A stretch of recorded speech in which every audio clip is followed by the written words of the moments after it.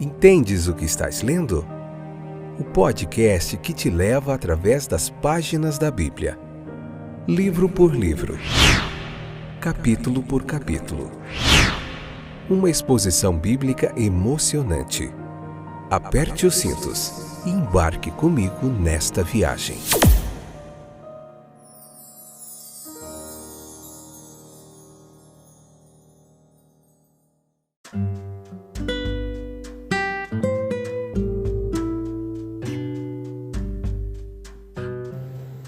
Olá, meus queridos companheiros de viagem através das páginas da Bíblia. Eu sou o Fábio, estou de volta.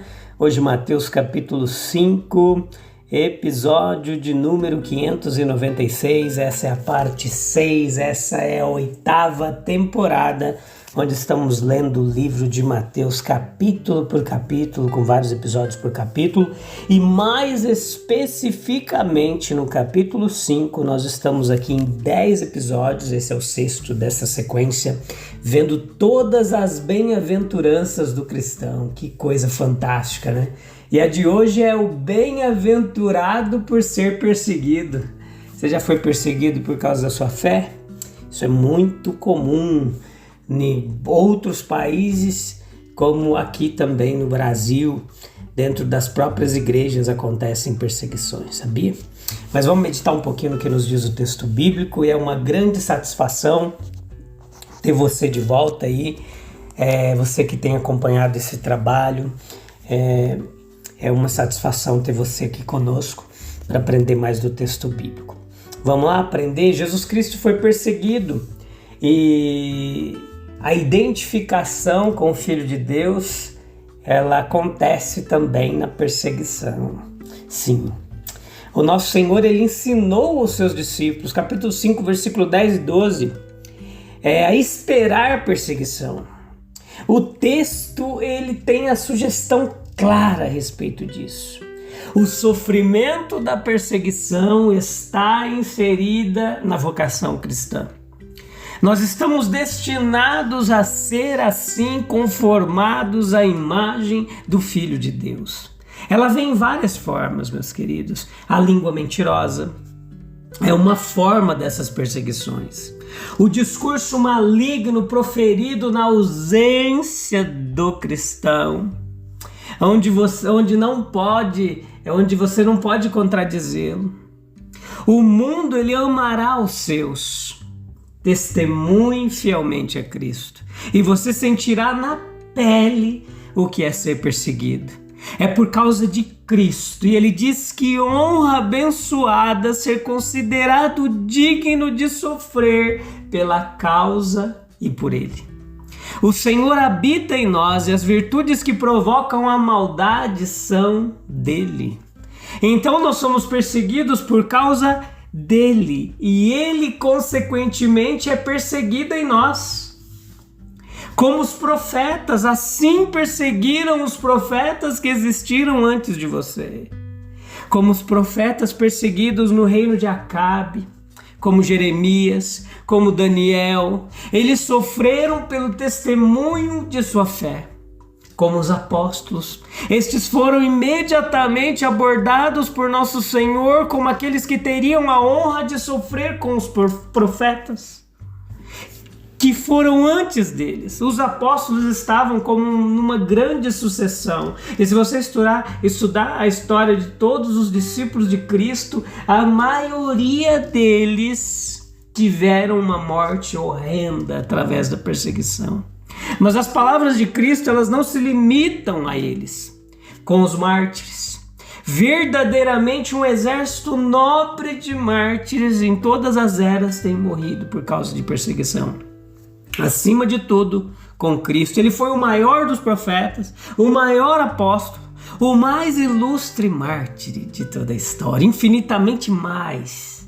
O sofrimento cristão está associado a uma grande recompensa. Deles é o reino dos céus. Aqui, nos princípios da justiça e no consequente favor de Deus, que são os próprios elementos do céu.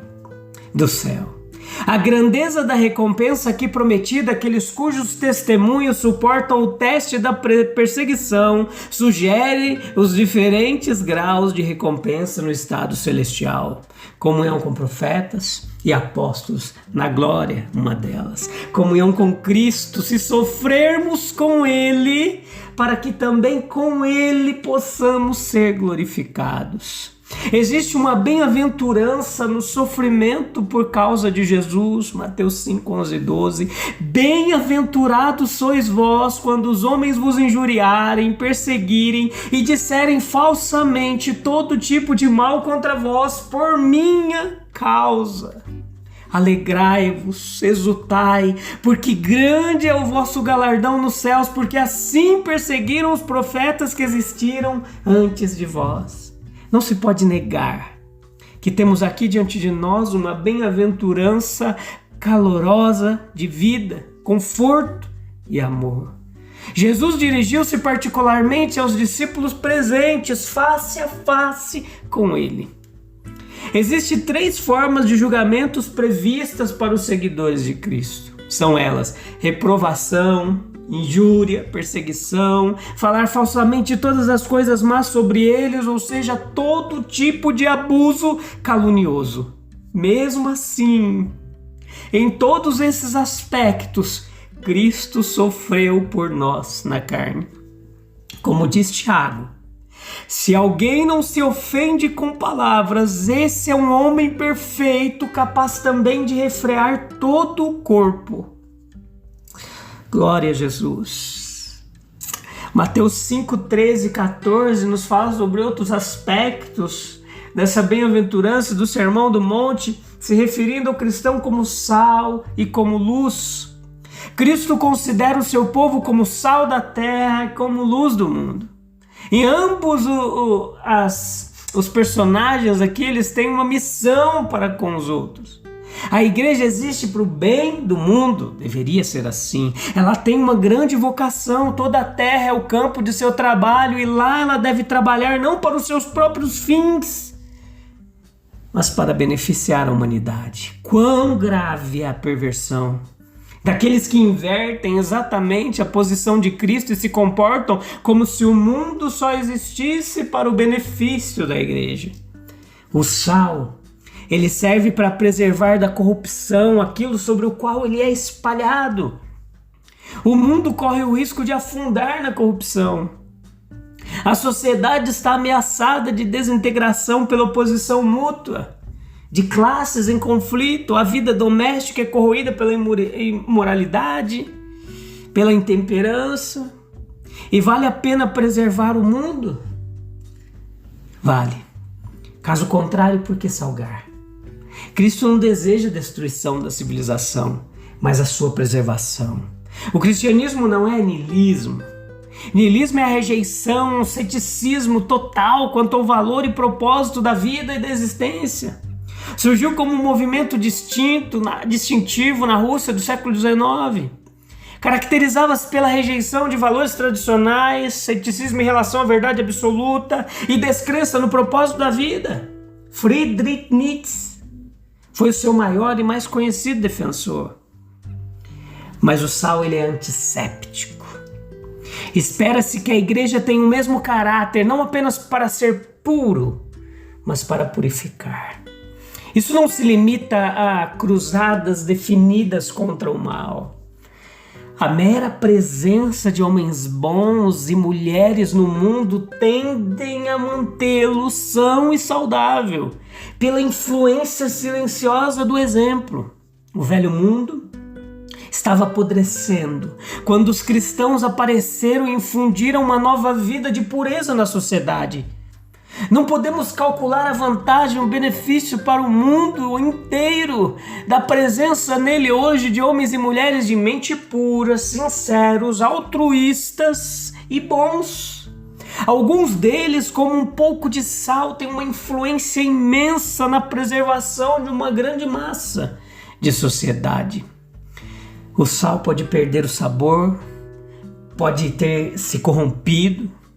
No entanto, como algo negativo, é inútil e só serve para ser jogado fora. Se a graça de Deus, se o Espírito de Cristo, se a vida divina desaparecer da igreja, a corporação, a instituição denominacional ainda pode existir, mas a sua missão terá cessado na terra. Para o bem do mundo, o vigor espiritual da igreja precisa ser preservado. Não será bom ser demasiado conciliador com a sociedade. A igreja é sal e não açúcar. No que se refere à luz, a luz chega fazendo a noite cessar. Revela o perigo, mostra o caminho, alegra os nossos corações e refresca a nossa saúde. Todas essas coisas são esperadas da influência cristã no mundo. Uma cidade numa colina, uma lâmpada em seu suporte. Os cristãos não devem ter vergonha da sua confissão. É dever da igreja ser proeminente. Não para seu próprio bem, para o seu próprio prestígio, mas para espalhar luz sobre os outros. A luz, ela flui por meio de boas obras. O mundo pouco se importa com as nossas palavras, mas ela tem um olhar atento para as nossas ações. Nós queremos um novo evangelho para a atual era, escrito sobre a vida dos cristãos, para que o mundo possa ver a realidade daquilo que pregamos. O objeto dessa luz deve ser a glória de Deus. Esse último ponto, se não tivesse sido acrescentado, poderia parecer que a autoglorificação era permitida.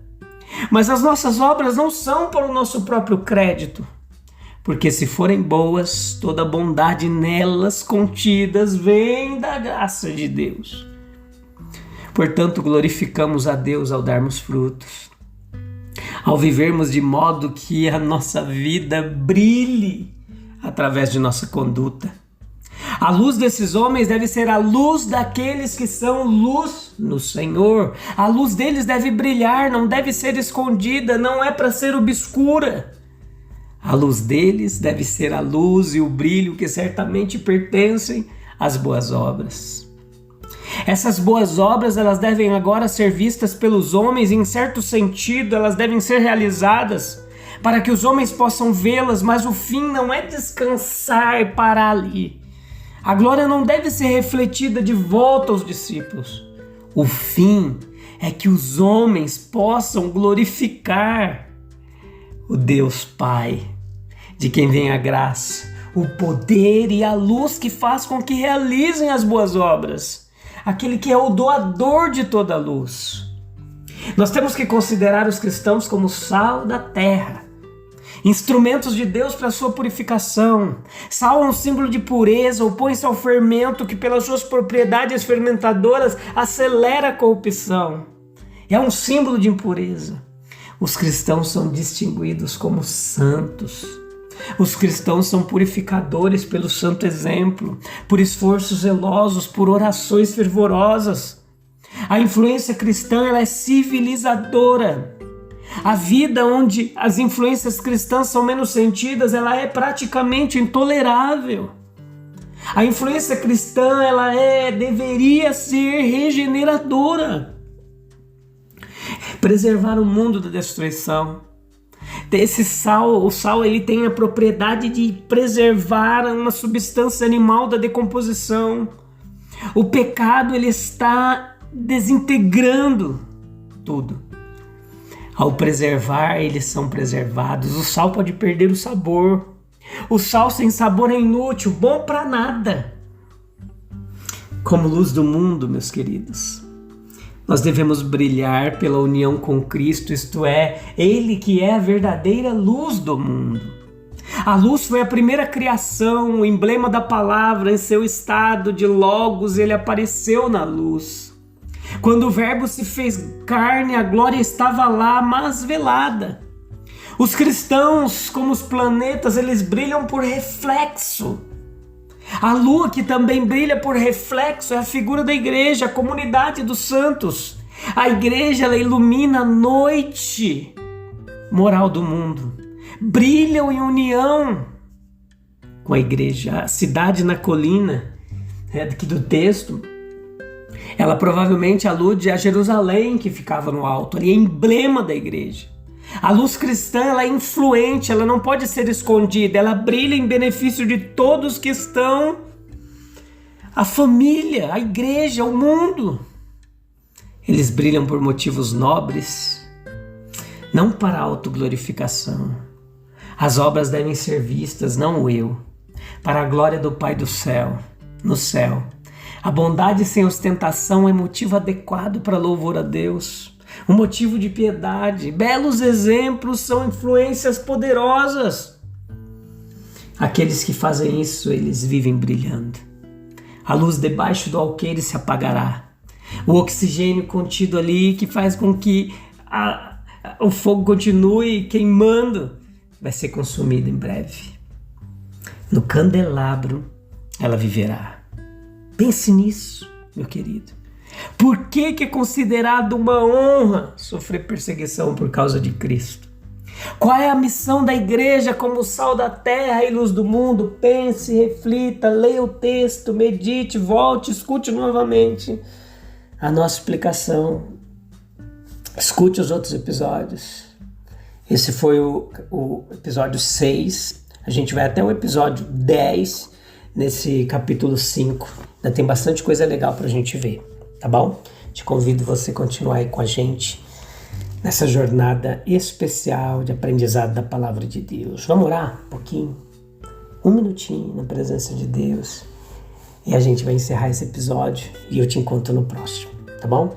Se Deus quiser. Ó Senhor, que possamos encontrar a força e a coragem para suportar as perseguições que enfrentamos por causa de nossa fé em Ti. São tantos os cristãos no mundo, são tantos os tipos de perseguição no mundo, na igreja, até alguns que se dizem teus seguidores, perseguindo outros que se dedicam inteiramente a brilhar a luz de Cristo. Jesus nos ajuda a ser sal, mas não um sal sem sabor, um sal bom para nada. Que a gente seja um sal que ajude a conservar as coisas. Nos ajuda a ser luz que ilumina o caminho para os outros. Nos ajuda a ser cristão de verdade, Deus, num mundo cheio de tanto cristão de mentira. Em nome de Jesus, eu te agradeço muito por essa oportunidade, pela tua presença, pelo teu ânimo, pela coragem que vem de ti, pela força. Obrigado, Jesus, por tu ser tão lindo, tão maravilhoso, tão cuidadoso, tão companheiro, tão fiel. Obrigado. Amém, amém e amém.